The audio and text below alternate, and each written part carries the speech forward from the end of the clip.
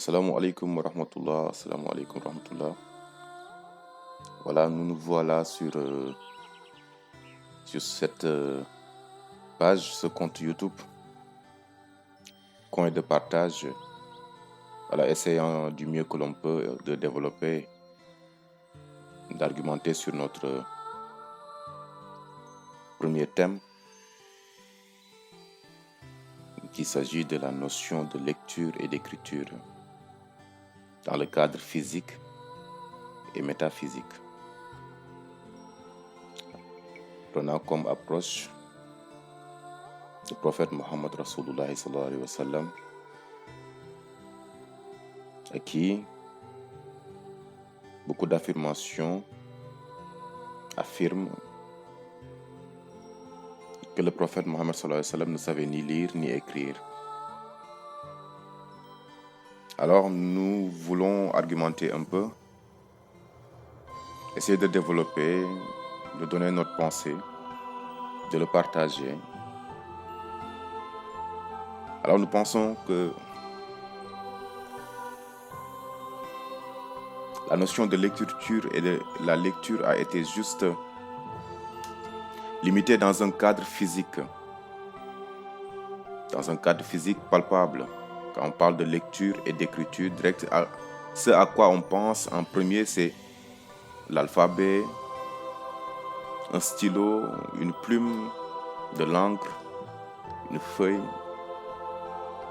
voilà, des vocabulaires, orthographe, grammaire, des conjugaisons, afin d'en découdre un langage ou un moyen de communication, un moyen de partage, etc. Alors, le seul problème qui se pose, et que l'on se pose, la question plutôt, est de savoir si la notion d'écriture et de lecture doit être seulement restreinte au niveau physique. Si on part un peu dans l'histoire, nous avons pu voir que l'écriture a été auparavant des dessins et non pas l'alphabet. Peut-être avec les hiéroglyphes ou un peu avant, ou même, je dirais même les hiéroglyphes. Donc c'était plus des dessins, des codes. Donc c'était juste plus l'homme avait trouvé un moyen de pouvoir sauvegarder son histoire, sauvegarder des choses qu'il pourrait transmettre à d'autres. Mais avant cela, quelle était la véritable notion de lecture et d'écriture? N'était-il pas l'analyse que l'homme faisait sur la nature? Le fait de voir les animaux, de les suivre, de pouvoir les comprendre, de pouvoir les sacher, n'était-il pas des lectures? Le fait de pouvoir faire des signes, ces signes-là ne sont pas des écritures? On se pose la question. Et celui qui perçoit ces signes, n'est-il pas en train de les lire?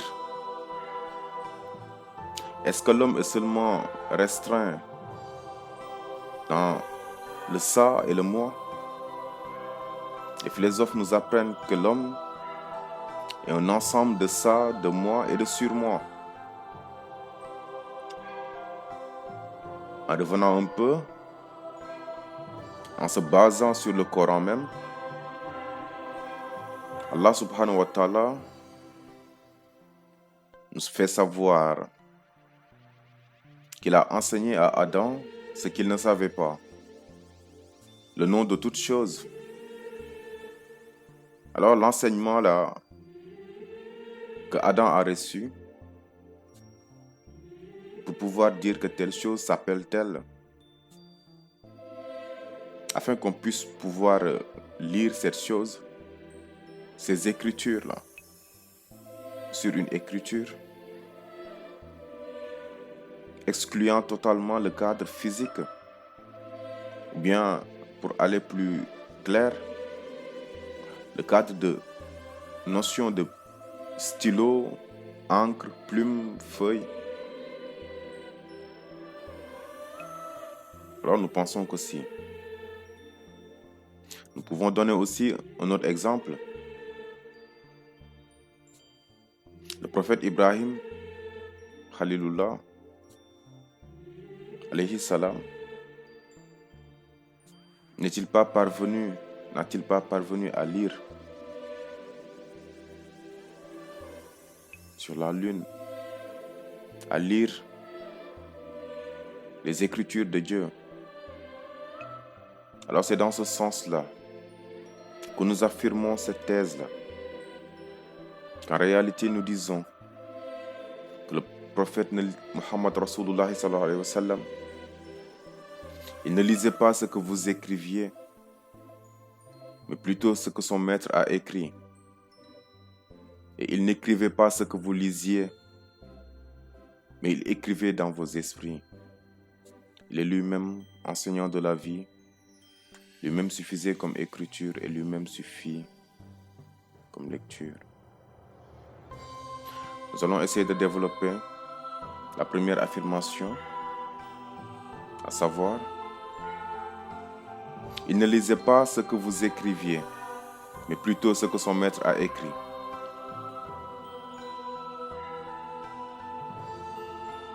Effectivement, cela rejoint ce que nous venons d'expliquer tout à l'heure.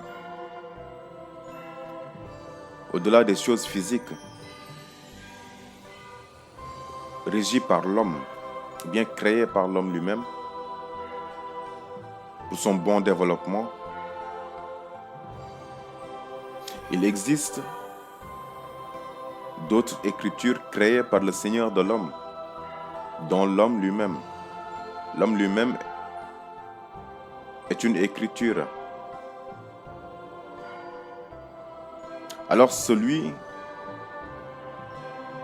qui étudie sur l'homme, il fait une lecture sur l'homme. Parfois on te dit fais la lecture de la chose. C'est pas de regarder la chose et voir ce qui est écrit sur la chose, mais sur la personne ou sur l'être. Non, mais plutôt essayer d'apprendre, de voir le fond de cette chose ou de cet être. Et l'acte d'apprendre qui est cet être, comment il est, de quoi il est fait, de quoi il n'est pas fait, c'est une notion de lecture. Lecture sur une écriture.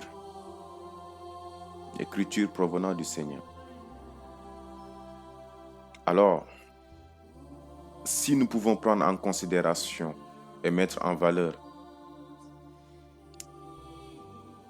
la notion de lecture et d'écriture que nous avons, nous les hommes, les êtres humains, nous en tant qu'écriture, la notion que nous avons de l'écriture, si nous le limitons seulement là, alors nous nous limitons en même temps.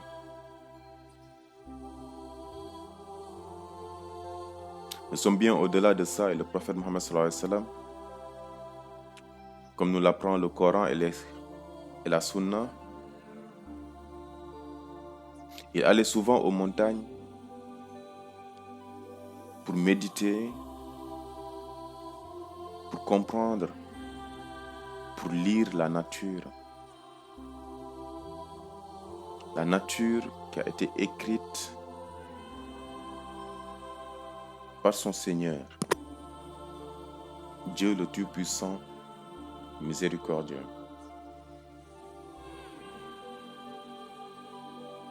Alors telle est la thèse. L'homme est régi par le ça, le moi et le surmoi. Alors si le prophète a été jugé sur le ça et le moi, excluant son surmoi, moi je pense que ceci ne serait pas juste.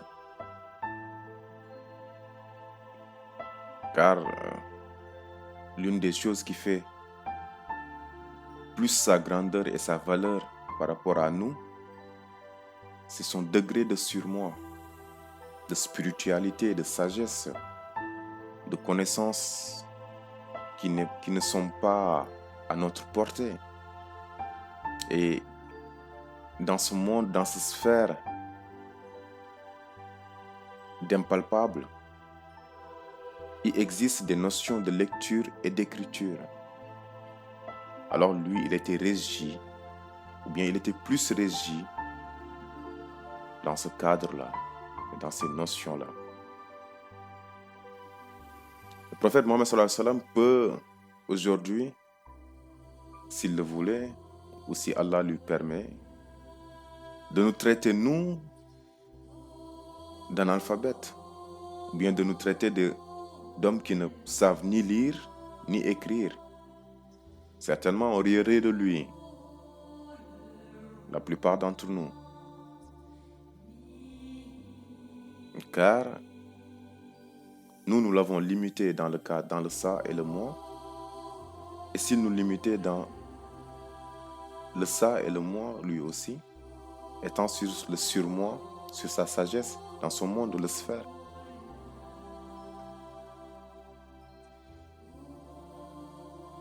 Car ce qu'il parvient à lire avec son esprit, à travers ses yeux, parvenons-nous, nous, à le lire? Non, je ne crois pas, en tout cas pas la plupart d'entre nous. Physique, au-delà de tout ce qu'il voit, l'homme a aussi une nature métaphysique, une nature spirituelle, une nature et des connaissances, une vérité, une réalité, une vie qui est au-delà de ce que l'on voit, mais une vie et des réalités sur ce que l'on perçoit. L'homme, l'être humain, est doté d'esprit, de cœur, de sensations, d'âme. Il peut pouvoir analyser à travers son esprit, il peut pouvoir écrire sur son esprit, recevoir un langage et recevoir des enseignements qui peut aussi traduire à travers des codes ou bien à travers un moyen aussi spirituel, métaphysique, impalpable, intouchable. Alors si on continue sur cette lancée, nous pourrons voir que, donc en réalité, si on limite le prophète Mohammed Rasulullah sallallahu alayhi wa sallam dans le cadre physique, sur les choses seulement créées par l'homme, donc là, cette affirmation serait certainement juste.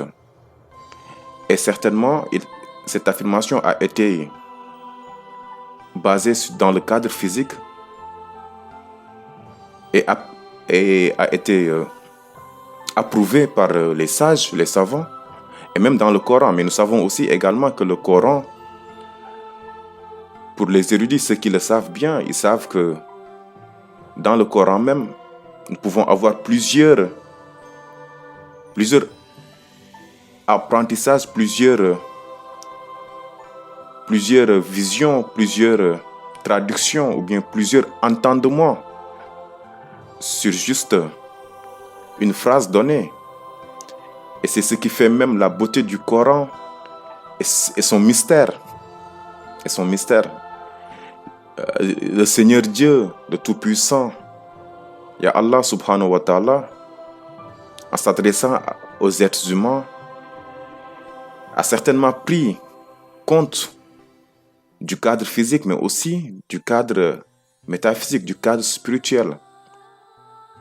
Ainsi, nous retrouvons des codes, mais aussi, nous retrouvons aussi un langage, des écrits, des connaissances qui sont accessibles à tous. Même ceux qui n'arrivent pas à en avoir un entendement beaucoup plus profond peuvent y prendre l'enseignement qui leur sera utile dans le cadre physique, dans le cadre temporel. Et d'autres qui creusent sur même une phrase dans le Coran peuvent y retrouver des mystères. Et ceci est tellement vrai que grâce au Coran, les savants ont pu découvrir beaucoup de choses qui, de par l'écriture, étaient des affirmations simples à l'entendement, mais en creusant, ils ont vu que une seule phrase ou bien une seule paragraphe pouvait en réalité cacher beaucoup d'entendements affirmatifs. Voilà, et beaucoup de perceptions, mais aussi beaucoup de mystères et de miracles dans le cadre physique, mais aussi dans le cadre métaphysique. Donc, le prophète Mohammed sallallahu alayhi wa sallam, il n'est pas seulement régi dans le cadre physique.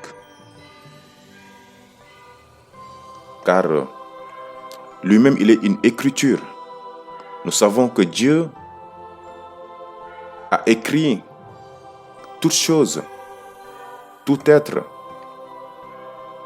par sa plume. Et de sa plume, toute chose qu'il écrit prend vie, prend naissance, prend forme, mais reste quand même une écriture de Dieu. Alors de là, on peut avoir un autre entendement sur la notion de l'écriture dans un cadre métaphysique, dans un cadre beaucoup plus spirituel, dans un cadre beaucoup plus élargi, dans un cadre où l'homme ne définit pas, mais plutôt le Seigneur qui définit, car l'homme lui-même est une écriture. Raison pour laquelle la première phrase de notre affirmation est: il ne lisait pas ce que vous écrivez, mais plutôt ce que son maître a écrit. Alors le prophète Mohammed sallallahu alayhi wa sallam est allé au-dessus de l'écriture physique, de l'écriture qui a été créée par l'homme. Mais il s'est plus penché, par la grâce de Dieu, sur l'écriture de Dieu lui-même, de toutes ces choses, de toute la nature, de toutes ces créations qui sont des écritures. Et il a essayé, par Dieu, il a reçu des enseignements, il a pu lire sur la nature, lire sur les oiseaux, lire sur les arbres, sur le ciel, la mer, la terre, les fourmis, essayer de comprendre et avoir une lecture sur ces écritures et y recevoir une connaissance métaphysique qui est bien au-dessus des connaissances physiques de l'homme.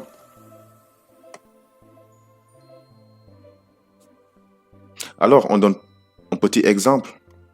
Le fait que le prophète Mohammed sallallahu alayhi wa sallam allait dans les montagnes pour pouvoir méditer, pour pouvoir apprendre, pour pouvoir lire.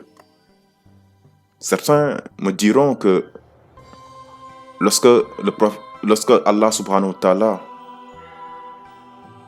envoyait Jibril alayhi salam pour lui dire lis, d'autres te diront que ce lis-là, c'est dans le sens de apprendre.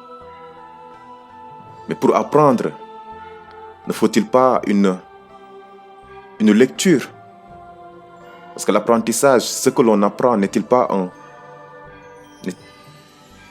langage ou une écriture même? N'apprend-on pas d'un langage, d'une communication ou d'une écriture? Moi, je pense que si.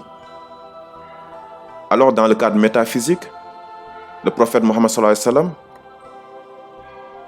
il apprenait, il faisait une lecture de toutes ces écritures de Dieu. Essayez de comprendre comment l'oiseau il vole, par exemple. de lire la nature de l'oiseau elle-même, de ses capacités, mais aussi de tout ce qu'il n'arrive pas à faire, lui l'oiseau par exemple. L'oiseau ne sait pas peut-être nager en profondeur dans la mer, même s'il y a certains oiseaux qui entrent sur quelques mètres et ressortent, en quelques mètres de profondeur et ressortent. Quand même, de la nature de l'oiseau, on sait que il vit sur la terre peut-être, sur les arbres, mais plus dans l'air. Il est plus dans l'air. Et pour ça, comprendre le pourquoi de cela et le pourquoi du comment de cela, il fallait faire une lecture de la nature, mais aussi une lecture de ces choses métaphysiques, une lecture sur la communication divine à travers les signes qu'Allah envoie à l'humanité, qu'Allah a laissés sur la terre. Et toutes ces choses sont des écritures, tout ce qui nous entoure. Nous-mêmes, nous sommes des écritures de Dieu. Alors, essayer de déchiffrer les écritures que nous sommes est une lecture. Alors, le prophète Muhammad sallallahu alayhi wa sallam, par Allah, il apprenait et on l'enseignait la lecture dans un cadre métaphysique, spirituel, dans le cadre qui n'est pas limité par l'homme ou bien dans un cadre qui n'a pas été créé par l'homme, mais plutôt créé par un être supérieur. Car certes, pour être un envoyé, ou bien pour pouvoir donner ce qu'il avait à donner à l'humanité et les apprendre ce qu'il devait savoir, il lui fallait certainement avoir une connaissance supérieure aux autres pour pouvoir les donner quelque chose qui sera un plus pour eux. Alors, le Seigneur ne l'a pas guidé vers une lecture et une écriture qui pourrait certainement le limiter dans le cadre physique, mais plutôt une lecture et une écriture qui le régit dans un cadre métaphysique, mais aussi physique. Parce que même ces écritures que nous sommes, les écritures que nous sommes, nous sommes un support physique en fait. Nous sommes des écritures, mais en même temps un support physique. Des écritures sur un support physique. Parce que nous avons tous, des pieds, des mains, la chair. Les oiseaux aussi ont une forme. Voilà, les moutons, les brebis, les animaux, les mouches, ils ont tous des formes. Voilà, et ces formes-là sont des supports. Et à l'intérieur se trouve l'écriture et la nature de ces écritures. Pour pouvoir les déceler, il faut faire une lecture de la nature de ces écritures qui proviennent de Dieu.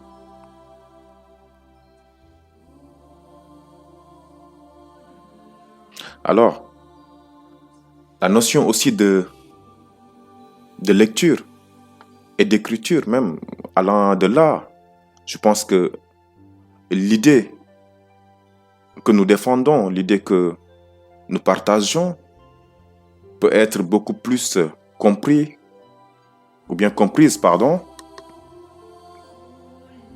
et la notion de lecture également, mais aussi la notion d'écriture. Alors, il dit qu'il n'écrivait pas ce que vous lisiez, mais plutôt ce que son maître a écrit. Et il ne lisait pas ce que vous écriviez. Il ne lisait pas ce que vous écriviez plutôt, mais plutôt ce que son maître a écrit. Et il n'écrivait pas ce que vous lisiez, mais il écrivait dans vos esprits. Voilà la seconde affirmation de notre discours. Par Allah. Et il n'écrivait pas ce que vous lisiez, mais il écrivait dans vos esprits. Comment? Comment le prophète écrivait dans nos esprits? Comment une écriture peut être dans l'esprit de l'homme? Mais à travers ses gestes. Les gestes aussi sont des signes. Le langage corporel peut être traduit comme communication, un moyen de communication de langage corporel. Il peut être traduit comme moyen de communication. Et ceci, nous pensons, a une part de vérité au moins que dans la Sunna, dans les livres, on nous apprend comment le prophète s'habillait, comment il marchait, comment il interagissait avec les gens. Et il prenait soin de tellement de détails, des détails qui sont restés gravés dans la mémoire de ceux qui étaient près de lui. Alors, à travers ses gestes, à travers son comportement, ses agissements, n'était-il pas en train d'écrire sur la mémoire de l'homme?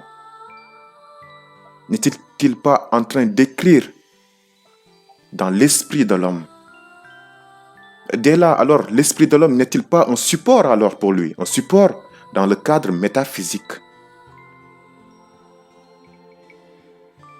Car oui, notons toujours que dans le cadre physique, nous acceptons, si c'est dans le cadre physique, que l'écriture et la lecture se limitent seulement dans ce que nous voyons, ce que nous traduisons à travers un signe, des lettres, des chiffres. Alors oui, là, on n'en disconvient pas. Mais si réellement l'homme n'est pas que physique, il est aussi spirituel, métaphysique, comme le disent, nous le répétons, comme le disent encore certains philosophes et aussi des sages, alors là, je pense que c'est tout autre chose.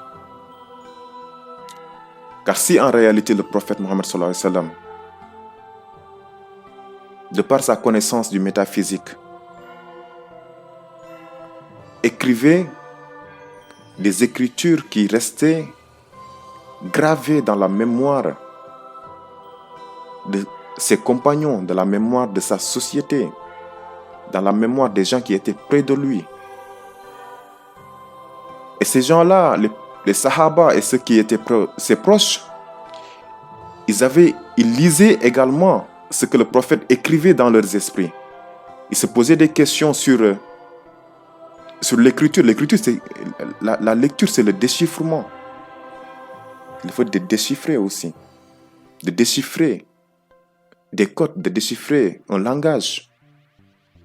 Ceci fait partie de la notion de lecture, de lecture, oui, bien sûr. Donc,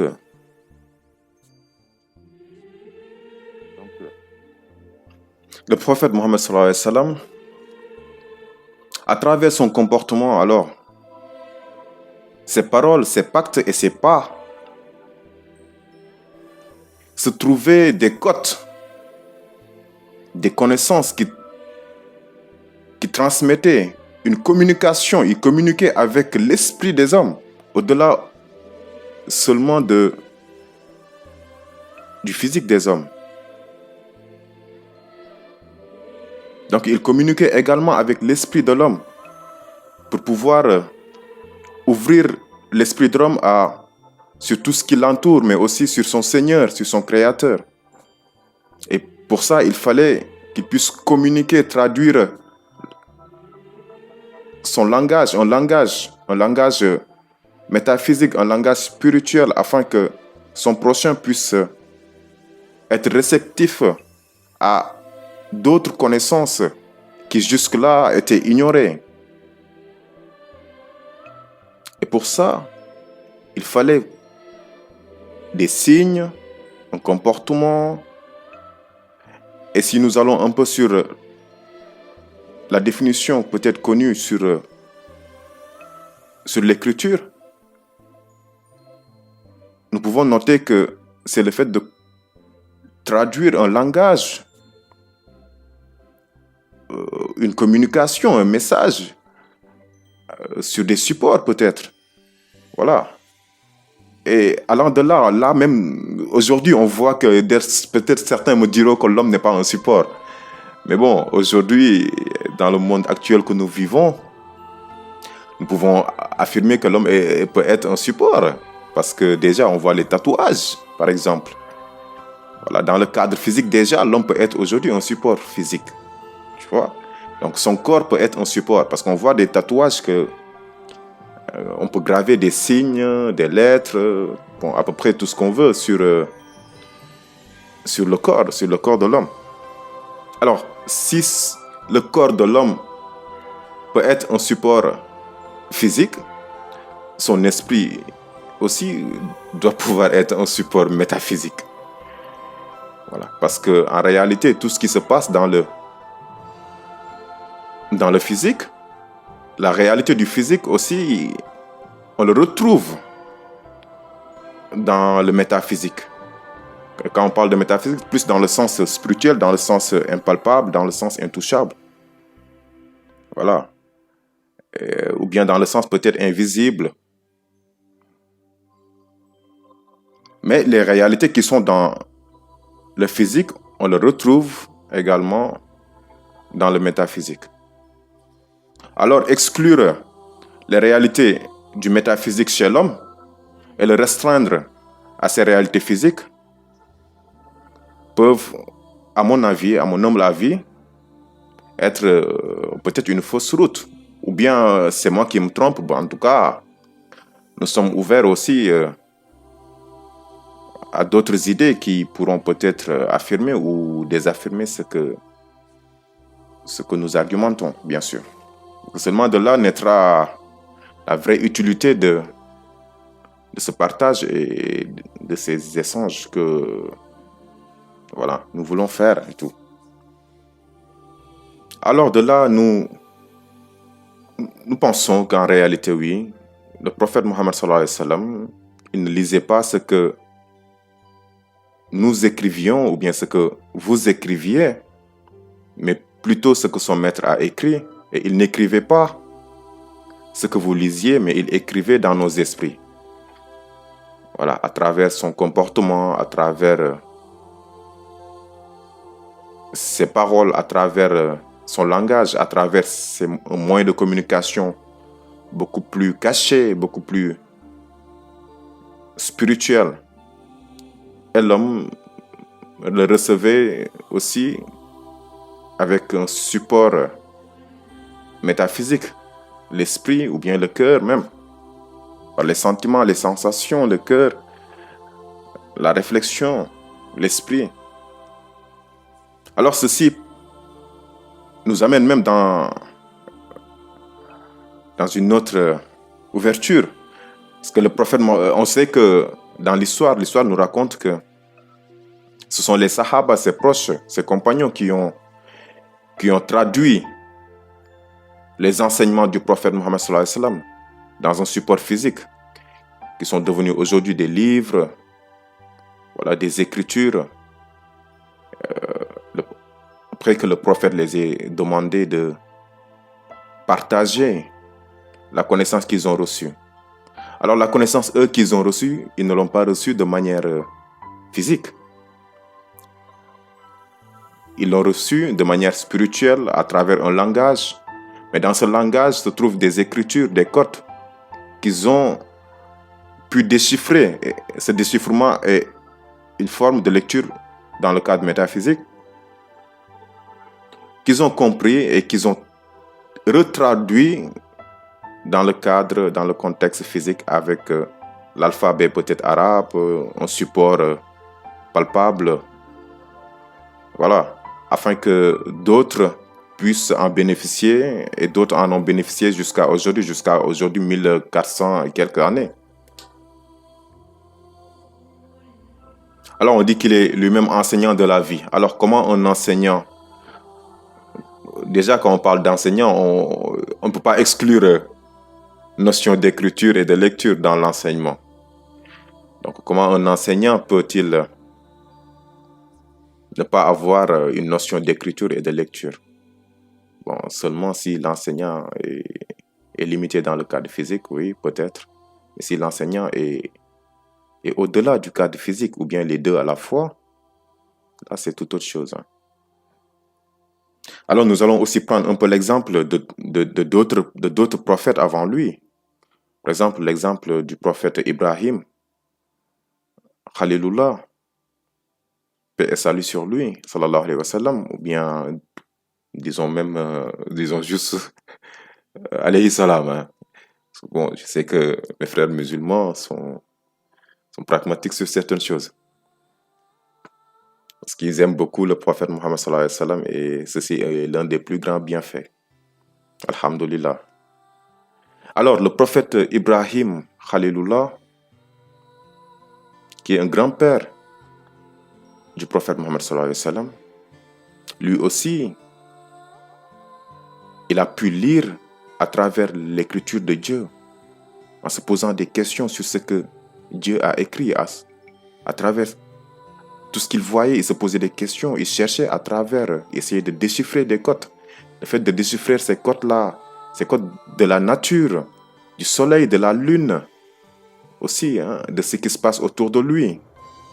Des statues qui ont été, voilà, qui étaient là, présents, étaient pris pour des dieux.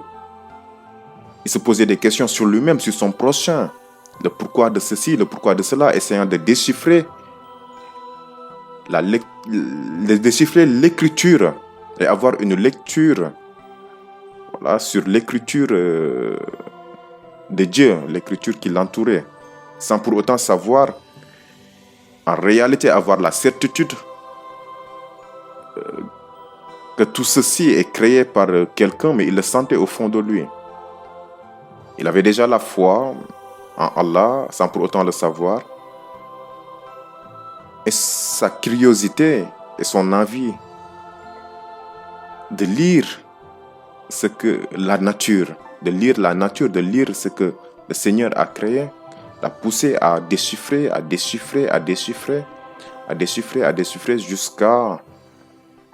jusqu'à accéder à la vérité, accéder à son Seigneur.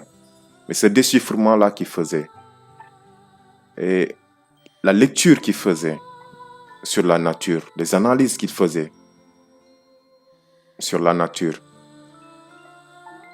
mais c'est des lectures aussi. Mais dans le cadre, s'il est limité dans le cadre physique, nous dirons que non, parce que bon, c'était pas écrit sur un support, ou bien c'était pas de l'alphabet, c'était pas des signes, c'était pas la traduction d'un langage et autres. Mais la réalité reste que ceci est une vérité, c'est quelque chose que nous connaissons déjà. L'histoire du prophète Ibrahim, toutes les religions l'ont affirmé. Donc voilà, la notion de lecture et d'écriture dans le cadre physique peut limiter l'homme et peut se limiter aussi dans le cadre physique de l'homme. Mais dans le cadre métaphysique, elle peut être ouverte sur d'autres perceptions et sur d'autres lectures, d'autres analyses, et plus grande ouverture. L'exemple aussi de la tortue dit que, par exemple, la tortue peut transmettre des messages, des connaissances à son fils ou bien sa fille, je ne sais même pas, hein. En tout cas, juste en le regardant, et même pas en le traduisant sur un support. Mais là aussi, l'autre qui reçoit ce message, ces connaissances, ce langage traduit, il devient le support. Et là où se repose ce message, devient le support exact aussi, voilà, exactement de ces messages et de cette communication.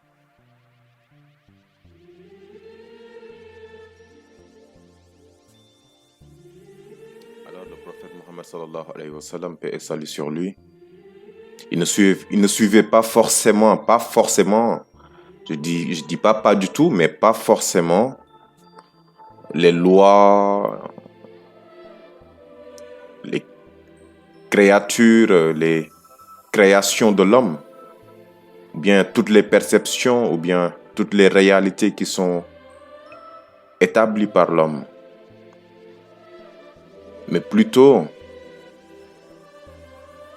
toutes les réalités, toutes les perceptions, mais aussi toutes les écritures, par exemple, les lectures ou bien d'autres choses qui sont créées par l'homme, qui sont créées et définies par l'homme. Mais plutôt, il était plutôt dans l'école du Seigneur Dieu. Il suivait plutôt les choses qui ont été créées, les normes, les lois, les doctrines, les enseignements, les écritures, les lectures qui provenaient de son Seigneur, Allah subhanahu wa ta'ala. Et le Coran nous apprend également que de là, Allah a donné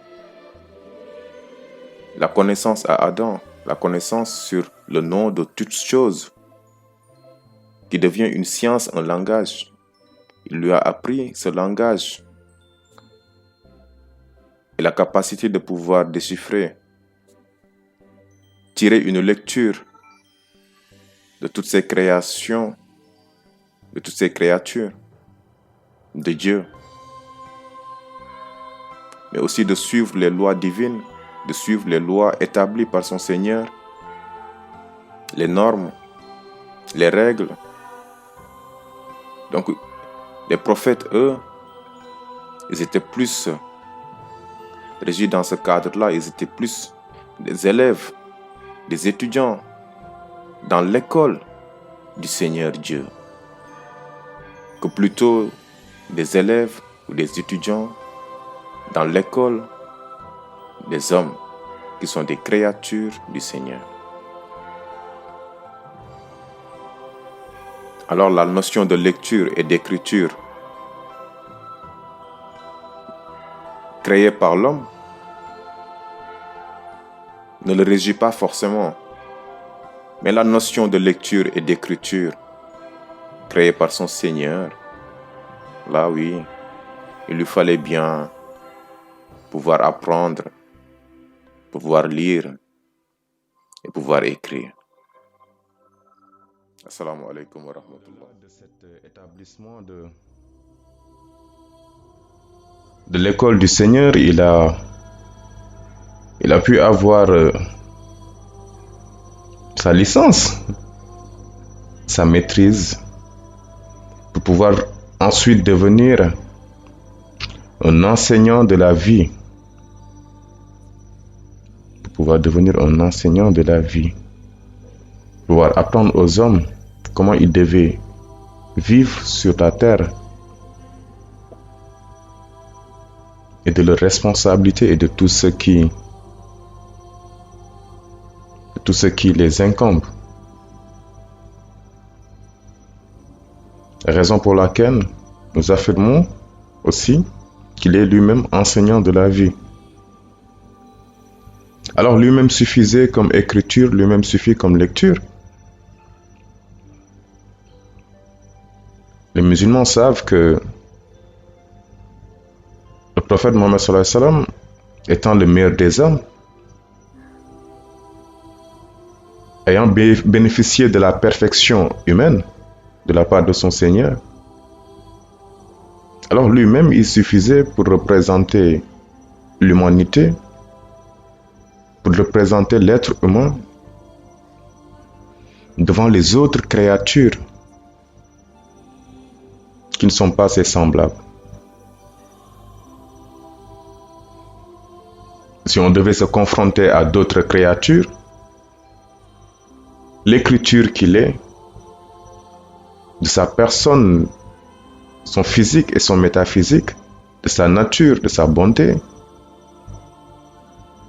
suffisent comme écriture. aussi de sa capacité, mais aussi de tous ces derniers, suffisent comme lecture face à d'autres écritures. Dans le cadre d'écriture et de lecture, dans le sens métaphysique, alliant aussi le physique. Alors nous avons essayé de développer, d'argumenter un peu. Nous sommes ouverts aussi aux critiques, aux suggestions, aux échanges, à d'autres approfondissements sur la thèse ou le discours que nous avons partagé avec vous, à savoir, il ne lisait pas ce que vous écriviez, mais plutôt ce que son maître a écrit. Il n'écrivait pas ce que vous lisiez, il écrivait dans vos esprits. Il est lui-même enseignant de la vie, lui-même suffisait comme écriture, et lui-même suffit comme lecture.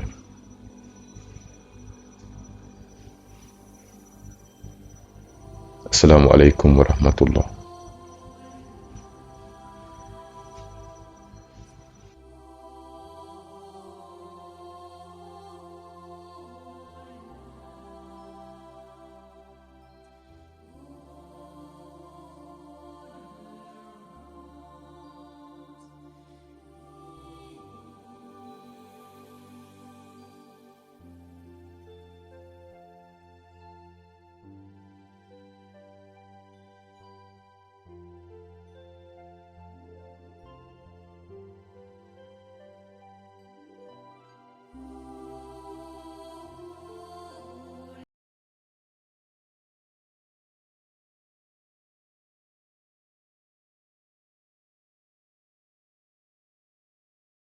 إليه ترجعون هو الذي خلق لكم ما في الأرض جميعا ثم استوى إلى السماء فسواهن 7 سماوات وهو بكل شيء عليم. وَإِذْ قَالَ رَبُّكَ لِلْمَلَائِكَةِ إِنِّي جَاعِلٌ فِي الْأَرْضِ خَلِيفَةً قَالُوا أَتَجْعَلُ فِيهَا مَن يُفْسِدُ فِيهَا وَيَسْفِكُ الدِّمَاءَ وَنَحْنُ نُسَبِّحُ بِحَمْدِكَ وَنُقَدِّسُ لَكَ قال إني أعلم ما لا تعلمون. وعلم آدم الأسماء كلها ثم عرضهم على الملائكة فقال أنبئوني بأسماء هؤلاء إن كنتم صادقين. قالوا سبحانك لا علم لنا إلا ما علمتنا إنك أنت العليم الحكيم. قال يا آدم أنبئهم بأسمائهم فلما أنبأهم بأسمائهم قال ألم أقل لكم إني أعلم غيب السماوات والأرض وأعلم ما تبدون وما كنتم تكتمون.